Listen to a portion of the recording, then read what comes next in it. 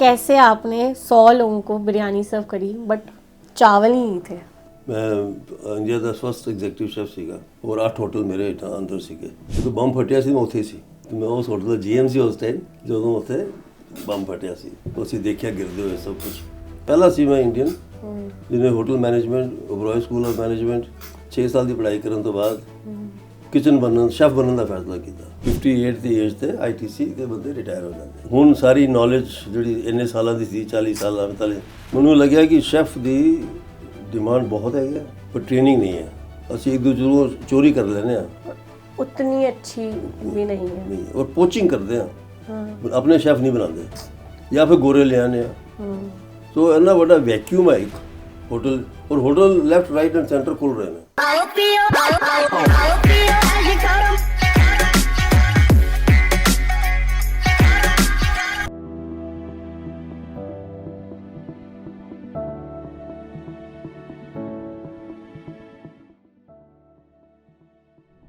कैसे आपने 100 लोगों को बिरयानी सर्व करी बट चावल ही नहीं थे? 1972 ਤੋਂ ਲੈ ਕੇ 68-70 ਤੱਕ ਇੰਡੀਆ ਵਿੱਚ ਸ਼ਾਰਟੇਜ ਸੀ ਹਰ ਇੱਕ ਚੀਜ਼ ਦੀ। ਫੂਡ ਸ਼ਾਰਟੇਜ ਜਿਸ ਤਰ੍ਹਾਂ ਅੱਜ ਦੇਖ ਰਹੇ ਹਾਂ ਅਸੀਂ ਵੈਸਾ ਨਹੀਂ ਸੀ। ਨਾ ਚਾਵਲ ਮਿਲਦਾ ਸੀ ਨਾ ਆਟਾ ਮਿਲਦਾ ਸੀ ਨਾ ਚੀਨੀ ਘੀ ਮੱਖਣ ਦੁੱਧ ਸਭ ਸ਼ਾਰਟੇਜ ਸੀ। ਤਾਂ ਗਵਰਨਮੈਂਟ ਨੇ ਇੱਕ ਗੈਸ ਕੰਟਰੋਲ ਐਕਟ ਸ਼ੁਰੂ ਕੀਤਾ ਸੀ। ਉਹਦੇ ਅੰਦਰ ਅਗਰ 100 ਤੋਂ ਜ਼ਿਆਦਾ ਬੰਦੇ ਹੋਣ ਤਾਂ ਤੁਸੀਂ ਇਹ ਆਈਟਮ ਨਹੀਂ ਸਰਵ ਕਰ ਸਕਦੇ। आप चावल नहीं दे सकते, आटा नहीं दे सकते, चीनी नहीं दे सकते। और मनु असाइनमेंट मिली मिस्टर माधवराव सिंधिया मंत्री सी उस टाइम रेलवे थे कि उनकी बेटी की शादी है और मैं अरेंज करना है सब कुछ। तो आईटीसी कंपनी ने मनु असाइन किया और मिस्टर सिंधिया का भी डिमांडिंग ने बड़े सख्त है ना कोई गलती नहीं होनी चाहिए थी। मैं मिले उन्होंने क्या कि गैस कंट्रोल एक्ट लगे है मैं मंत्री हाँ कोई रूल नहीं तोड़ना। मैं नहीं चाहता कि अखबार च ना आ जाए कल। तो पहले तो तैयार करना उन जगह नूं फिर मैन्यू बनाने और ਉਹਦੇ 'ਚ 100 ਰਾਜੇ ਮਹਾਰਾਜੇ ਸੀ ਸਾਰੇ। ਸੋ ਮੈਨਿਊ ਐਸਾ ਹੋਵੇ ਕਿ ਰਾਜੇ ਮਹਾਰਾਜਾ ਵਾਸਤੇ ਫਿੱਟ ਹੋਵੇ ਉਹ ਇਹ ਨਹੀਂ ਕਿ ਤੁਸੀਂ ਇਹ ਚੀਜ਼ਾਂ ਨਹੀਂ ਮਿਲ ਰਹੀਆਂ ਤੇ ਆਲੂ ਖਵਾ ਦਿਓ ਉਹਨਾਂ ਨੂੰ। ਸੋ ਅਸੀਂ ਫਿਰ ਮੇਰੇ ਨਾਲ ਸ਼ੈਫ ਇਮਤਿਆਜ਼ ਕੁਰੈਸ਼ੀ ਸੀਗੇ ਉਹਨਾਂ ਨੂੰ ਪਦਮ ਸ਼੍ਰੀ ਵੀ ਮਿਲੀ ਹੋਈ ਹੈ। ਮੈਂ ਇੰਡੀਆ ਦਾ ਫਸਟ ਐਗਜ਼ੈਕਟਿਵ ਸ਼ੈਫ ਸੀਗਾ। ਸੋ ਅਸੀਂ ਦੋਨੋਂ ਇੱਕ ਅੱਛੀ ਟੀਮ ਸੀਗੇ ਇੱਕ। ਫਿਰ ਅਸੀਂ ਮੈਨਿਊ ਬਣਾਇਆ ਜਿਹਦੇ ਅੰਦਰ ਪੂਰਾ ਗੈਸ ਕੰਟਰੋਲ ਨੂੰ ਫੋਲੋ ਕੀਤਾ। ਅੱਜ ਕੱਲ੍ਹ ਅਸੀਂ ਮਿਲਟ ਦੀ ਗੱਲ ਕਰ ਰਹੇ ਹਾਂ ਹਾਂਜੀ ਤਾਂ ਅਸੀਂ ਉਸ ਤੇ ਮਿਲਟ ਯੂਜ਼ ਕੀਤੇ ਸਾਰੇ। ਲੈ जनता अब कहती है कि वो खाओ कहती है आपने इतने सालों पहले वो कर दिया। फिर सारे मिलेट ਦੇ ਮੈਨੂ ਫਿਰ ਆ ਗਈ ਬਿਰਿਆਨੀ ਦਾ ਟਾਈਮ। ਉਹ ਬਿਨਾਂ ਰਾਈਸ ਤੋਂ ਬਿਰਿਆਨੀ ਕਿਸ ਤਰ੍ਹਾਂ ਬਣਾਈਏ। ਫਿਰ ਅਸੀਂ ਐਕਸਪੈਰੀਮੈਂਟ ਕੀਤੇ ਉਸ ਟਾਈਮ ਪਹਿਲੀ ਵਾਰ ਕੀਤਾ ਸੀ। ਅੱਗੇ ਪਨੀਰ ਨੂੰ ਤੁਸੀਂ ਥੋੜਾ ਨਰਮ ਥੋੜਾ ਜਿਹਾ ਗਰਮ ਪਾਣੀ ਹੋਏ ਥੋੜਾ ਜਿਹਾ ਪਨੀਰ ਫਟਦਾ ਹੋਇਆ ਦੁੱਧ ਨੂੰ ਥੋੜਾ ਗਰਮ ਕਰਕੇ ਉਹਨੂੰ ਫਿਰ ਗ੍ਰੇਟ ਕੀਤਾ। ਉਹਦੇ ਜੋ ਨਿਕਲ ਗਿਆ ਗ੍ਰੇਟਿੰਗ ਉਹਦੀ ਉਹ ਬਿਲਕੁਲ ਚਾਵਲ ਵਾਕਰ ਨਿਕਲਦੀ ਹੈ। ਉਹਨੂੰ ਫਿਰ ਅਸੀਂ ਚਿਕਨ ਸਟੌਕ ਦੇ ਅੰਦਰ ਸਿੱਧਾ ਪਾਇਆ ਉਹਦੀ ਫਿਰ ਬਿਰਿਆਨੀ ਬਣਾਈ ਗਈ।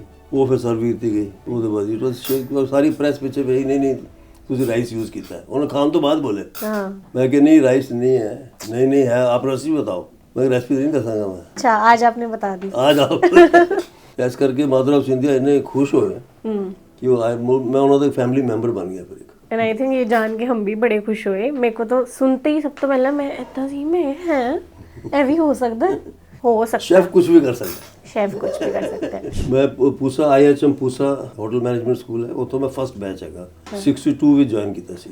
ਫਿਰ ਓਬਰਾਏ ਉਸ ਟਾਈਮ ਮੈਨੇਜਮੈਂਟ ਟ੍ਰੇਨਿੰਗ ਪ੍ਰੋਗਰਾਮ ਸ਼ੁਰੂ ਕੀਤਾ ਸੀ ਤੇ ਮੈਂ ਫਸਟ ਬੈਚ 66 ਵਿੱਚ ਉਹਨਾਂ ਨੂੰ ਜੁਆਇਨ ਕੀਤਾ। 2 ਸਾਲ ਬਾਅਦ ਮੈਨੇਜਰ ਬਣ ਗਿਆ। मैं किचन ਵਿੱਚ ਗਿਆ तो शेफ कहता बाहर निकलो यहाँ से। मैं क्या बाहर क्यों? कहता आपको आता तो है नहीं ये काम अब तंग करोगे डिस्टर्ब करोगे मेरे को। नहीं फिर मैं आ गया बाहर निकल के पर मैं सोचा कि अगर होटल लाइन च रहना मैं तो किचन का काम आना जरूरी है। ये बिना शेफ बाहर ही कट देंगे मैं। सो फिर मैं वापस किचन ट्रेनिंग बन गया। पहला सी मैं इंडियन जिन्हें hotel management Oberoi school of management 6 साल की पढ़ाई करने तो बाद किचन बनन शेफ बनने का फैसला किया। तो एक बड़ा अलग चीज़ थी उत्थे। फिर उन्होंने वो इन्ने खुश होए उन्होंने फिर मैं यूरोप भेजता। 1 साल जर्मनी 1 साल फ्रांस। सो एक्चुअल कुकिंग सीख के उत्थे प्रॉपर फ्रांस ਵਿੱਚ मैं एग्जैक्टिव शेफ बन गया थोड़ी देर वास्ते एक होटल के अंदर। फ्रीलांसिंग का काम किया 30 रेस्टोरेंट ਵਿੱਚ I worked as a deli chef. ਉੱਥੋਂ ਆ ਕੇ ਇੰਡੀਆ ਤੋਂ ਫਿਰ ਓਬਰਾਏ ਸ਼ੈਰਟਨ ਬੰਬੇ ਖੋਲ੍ਹ ਰਿਹਾ ਸੀ। ਉੱਥੇ ਸਵਿਸ ਸ਼ੈਫ ਸੀ ਉਹਦੇ ਹੇਠਾਂ ਮੈਂ ਐਜ਼ ਅ ਸੂ ਸ਼ੈਫ ਕੰਮ ਕੀਤਾ ਨੰਬਰ 2। ਫਿਰ ਦਿੱਲੀ ਆ ਗਿਆ ਇੱਥੇ ਐਗਜ਼ੈਕਟਿਵ ਸ਼ੈਫ ਬਣ ਗਿਆ ਓਬਰਾਏ ਦਿੱਲੀ ਦਾ। 27 ਸਾਲ ਦੀ ਉਮਰ ਸੀ। ਫਿਰ ਉਹ ਫੈਸਲਾ ਕੀਤਾ ਓਬਰਾਏ ਨੇ ਕਿ ਉਹਨੂੰ ਗੋਰੇ ਨੂੰ ਕੱਢਣਾ ਹੈ फिर मैं at the age of 27 1973 Oberoi Sheraton Bombay 400 room hotel executive chef बन गया। 200 कुक मेरे हेठा सी और 6 गोरे सी हेठा। बिगिनिंग से होती काफ़ी था बाहर काम किया, इजिप्ट काम किया, ओमान काम किया। फिर किचन जर्नी चली को 12 साल। फिर फैसला किया हो गया किचन में, क्योंकि उस टाइम कोई किचन दी सुनता नहीं सी शेफ दी। शेफ ने बोलते सी तू पीछे काम करना, कुकिंग बाकी साढ़े छड़ दे, असं कस्टमर नाल गल कर लांगे। वो एक्सेप्ट नहीं होता सी। तो मैं एक अलग ही नमूना से उन्होंने। तो फिर मैं सोचा कि किचन चो निकल के उन फ्रंट च आ जाओ, ताकि जिथे शेफ का डिसीजन होंगे ना, शेफ को की ट्रेनिंग देनी है, की सैलरी देनी है, उस बोर्ड रूम में जाके बैठांगा, उतों फिर शेफ की मैं हेल्प करांगा। सो मैं ITC आ गया, फिर उतों F&B मैनेजर, 1 साल रेजिडेंट मैनेजर। फिर कंपनी ने इंग्लैंड भेजता 1 साल वास्ते training to become general manager. उत्थे 1 साल काम किया, फुल फैमिली नाल भेजा उन्होंने। फिर उतों असी दिल्ली आके मैं जनरल मैनेजर बन गया जयपुर, फिर हैदराबाद जनरल मैनेजर, फिर GM ऑपरेशंस। फिर कंपनी ने अमेरिका भेज दिता 3 साल वास्ते। ITC इंटरनेशनल सी कंपनी, साडी डायरैक्टर बने ਉਹਦਾ। ਤੇ ਮੇਰਾ जॉब सी तो बुखारा ਨੂੰ एक्सपैंड करना, बुखारा रेस्टोरेंट्स। तो ਅਸੀਂ ਫਿਰ ਸਾਈਨ ਕੀਤੇ agreement Chicago, New York, Montreal, Singapore. फिर सी रॉक शेरेटन बॉम्बे ਦਾ होटल है, उत्थे जनरल मैनेजर। और 8 होटल मेरे हेठा अंदर सीगे। ਜਦੋਂ ਬੰਬ ਫਟਿਆ ਸੀ ਮੈਂ ਉੱਥੇ ਸੀ, ਤੇ ਮੈਂ ਉਸ ਹੋਟਲ ਦਾ GM ਸੀ ਉਸ ਟਾਈਮ ਜਦੋਂ ਉੱਥੇ ਬੰਬ ਫਟਿਆ ਸੀ। ਅਸੀਂ ਦੇਖਿਆ ਗਿਰਦੇ ਹੋਏ ਸਭ ਕੁਝ, ਪਰ ਲਕਲੀ ਕੋਈ ਹਰਟ ਨਹੀਂ ਹੋਇਆ ਸੀ। ਮੈਂ ਉਤੋਂ ਫਿਰ ਦਿੱਲੀ ਆ ਗਿਆ। ਦਿੱਲੀ ਤੋਂ ਆ ਕੇ ਆਈ ਬਿਕੇਮ ਵਾਈਸ ਪ੍ਰੈਜ਼ੀਡੈਂਟ ਆਪਰੇਸ਼ਨਸ। ਉਹਦੇ ਅੰਦਰ ਜਿੰਨੇ ਵੀ ਹੋਟਲ ਸੀ ITC ਦੇ ਸਾਰੇ, ਉਨ ਸਭ ਦੇ GM ਔਰ ਵਾਈਸ ਪ੍ਰੈਜ਼ੀਡੈਂਟ ਮੈਨੂੰ ਰਿਪੋਰਟ ਕਰਦੇ ਸੀ। ਸੋ ਸ਼ੈਫ ਤੋਂ ਵਾਈਸ ਪ੍ਰੈਜ਼ੀਡੈਂਟ ਆਪਰੇਸ਼ਨ ਅੱਛੀ ਜਰਨੀ ਸੀ। ਫਿਰ ਕੰਪਨੀ ਨੇ ਲਾਂਚ ਕਰਨੀ ਸੀ ਇੱਕ ਨਈ ਕੰਪਨੀ कॉल्ड फॉर्चून होटल्स। आजकल काफ़ी बड़ी होगी, 100 होटल है। तो मैं उसका फाउंडर प्रेजिडेंट हाँ। उन्होंने कंसीव किया। फिर कंपनी ने फिर मैं अमेरिका भेज एक राउंड द वर्ल्ड 1 महीने वास्ते भेजा कि देख के आओ 4 स्टार होटल किस तरह चलते हैं। पूरा ग्लोब करके सीख के समझ के फिर वापस आ गए। कुछ सालों बाद कंपनी ने होटल खरीद लिया एक दिल्ली 2003 में। होटल चल पाया अच्छी तरह और मैं रिटायर हो गया। 58 ਦੀ ਏਜ ਤੇ ITC ਦੇ ਬੰਦੇ ਰਿਟਾਇਰ ਹੋ ਜਾਂਦੇ। ਹੁਣ ਸਾਰੀ ਨੌਲੇਜ ਜਿਹੜੀ ਇੰਨੇ ਸਾਲਾਂ ਦੀ ਸੀ, 40 ਸਾਲਾਂ 45, ਮੈਨੂੰ ਲੱਗਿਆ ਕਿ ਸ਼ੈਫ ਦੀ ਡਿਮਾਂਡ ਬਹੁਤ ਹੈਗੀ ਹੈ, ਪਰ ਟ੍ਰੇਨਿੰਗ ਨਹੀਂ ਹੈ। ਅਸੀਂ ਇੱਕ ਦੂਜੇ ਨੂੰ ਚੋਰੀ ਕਰ ਲੈਂਦੇ ਹਾਂ, ਉਤਨੀ ਅੱਛੀ ਵੀ ਨਹੀਂ ਹੈ। ਨਹੀਂ, ਔਰ ਪੋਚਿੰਗ ਕਰਦੇ ਹਾਂ, ਆਪਣੇ ਸ਼ੈਫ ਨਹੀਂ ਬਣਾਉਂਦੇ, ਜਾਂ ਫਿਰ ਗੋਰੇ ਲਿਆਉਂਦੇ ਹਾਂ। ਸੋ ਇੰਨਾ ਵੱਡਾ ਵੈਕਿਊਮ ਹੈ ਇੱਕ ਹੋਟਲ, ਔਰ hotel left right and centre ਖੁੱਲ ਰਹੇ ਨੇ, ਪਰ ਉਨकी ਰਿਪਲੇਸਮੈਂਟ ਦੀ ਤਿਆਰੀ ਨਹੀਂ ਹੈ। ਇਹ ਕ੍ਰੈਡਿਟ ਦੇਣਾ ਓਬਰਾਏ ਬਿੱਕੀ ਸਾਹਿਬ ਨੂੰ ਕਿ 68 ਵਿੱਚ ਉਹਨਾਂ ਨੇ ਪਛਾਣ ਲਈ ਸੀ ਜ਼ਰੂਰਤ ਕਿ ਮੈਨੂੰ ਉਹਨਾਂ ਨੇ ਮੈਨੇਜਮੈਂਟ ਤੋਂ ਕੱਢ ਕੇ ਸ਼ੈਫ ਬਣਨ ਵਾਸਤੇ ਅਲਾਉ ਕੀਤਾ ਔਰ ਫਿਰ ਟ੍ਰੇਨਿੰਗ ਦਿੱਤੀ, ਪ੍ਰੋਪਰ ਸ਼ੈਫ ਬਣਾਇਆ। ਸੋ ਮੇਰੀ ਇਹੋ ਇੱਛਾ ਸੀ ਕਿ ਹੁਣ ਪੇ ਬੈਕ ਟਾਈਮ ਆ ਜਾਂਦਾ, ਔਰ ਨੌਲੇਜ ਤੋਂ ਵਧੀਆ ਡਿਸਟ੍ਰੀਬਿਊਸ਼ਨ ਕੋਈ ਹੈ ਹੀ ਨਹੀਂ ਚੀਜ਼। ਦੇਣ ਨਾਲ ਘਟਦੀ ਨਹੀਂ, ਪੈਸਾ ਤਾਂ ਦਿਓ ਕਿਤੇ ਖਤਮ ਹੋ ਜਾਏਗਾ। ਨੌਲੇਜ ਐਸੀ ਚੀਜ਼ ਹੈ ਕਿ ਜਿੰਨੀ ਬਾਂਟੋ ਉਤਨੀ ਜਿੰਨੀ ਵੰਡੋ ਉਨੀ ਵੱਧਦੀ ਹੈ। ਔਰ ਇੱਥੇ ਫਿਰ ਇੰਗਲੈਂਡ ਮੈਂ ਰਾਊਂਡ ਦ ਵਰਲਡ ਵੀ ਗਿਆ। I went to New Zealand, Australia, America और फ्रांस। ਇੱਥੇ ਕਲਨਰੀ ਇੰਸਟੀਚਿਊਟ ਦੇਖੇ ਜਾ ਕੇ ਸਾਰੇ ਸਮਝਿਆ।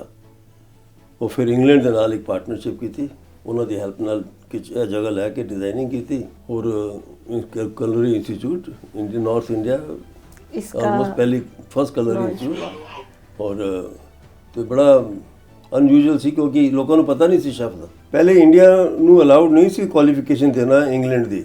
तो सारा काम देख के उन्होंने एग्री किया कि आप इंडिया में ये क्वालिफिकेशन दे सकते हो। इंडियन कुक्स बाहर जाते हैं पर उन्होंने कोई स्किल टेस्टिंग नहीं होती, तो कारपेंटर भी शेफ यूनीफॉर्म पा के शेफ बन के चले जाते हैं। तो सामने फिर जर्मन गवर्नमेंट ने अप्रोच किया कि आप स्किल टेस्टिंग करो इनकी, इनको आप सर्टिफिकेट दो कि इनका स्किल किस लेवल का है। तो साड़ी अपॉइंटमेंट हुई as a nodal agency, only agency in the country कि किसी ने भी बाहर जाना है तो पहले यहाँ से पहले ਇੱਥੇ ਆ ਕੇ स्किल टेस्टिंग करो, जैसे पास कराएंगे सर्टिफिकेट देंगे तो वीज़ा मिलेगा। काफ़ी अच्छा, मतलब 10,000 शेफ्स इतों स्किल टेस्टिंग का जो भी भेज रहे हैं। तो यह होता है अगर आप दिल से कोई चलाओ ना बिजनेस, पैशन, कमिटमेंट और नॉलेज, वो फिर अपना टाइम भी दो, तो फिर कोई कमी नहीं है, ना सक्सेस की कमी है और ना लोगों की कमी है कि जो तुम चाहते हैं कि आप उनके साथ चलो। और साड़ी इंडस्ट्री हैप्पीएस्ट इंडस्ट्री है। आप देखो रेस्टोरेंट में कौन आता है, हैप्पी बंदा आता है। अनहैप्पी होएगा तो घर बैठेगा। हेल्दी बंदा आता है, बीमार होएगा तो घर बैठेगा, हेल्दी होएगा साढ़े को आएगा। फिर ओनली सक्सेसफुल पीपल आएगा। जो जेब पैसे आएंगे, गरीब होएगा तो घर बैठेगा और अच्छे मूड हो जाता है।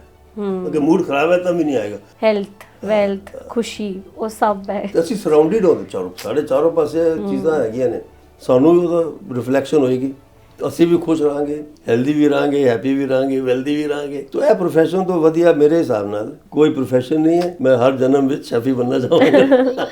ਕੰਮ ਨੂੰ ਕੰਮ ਨਾ ਸਮਝੋ, ਉਹਨੂੰ ਫਨ ਸਮਝੋ। ਕੰਮ ਤਾਂ ਕਰਨਾ ਹੀ ਹੈ, ਪਰ ਅਗਰ ਫਨ ਸਮਝ ਕੇ ਕਰੋਗੇ ਤਾਂ ਥਕਾਨ ਨਹੀਂ ਹੋਏਗੀ ਔਰ ਤੁਸੀਂ ਹੋਰ ਅੱਛਾ ਕੰਮ ਕਰ ਸਕੋਗੇ, ਜੋ ਕਿ ਸਭ ਦੇ ਫਾਇਦੇ ਵਾਸਤੇ ਹੈਗਾ ਵਾ।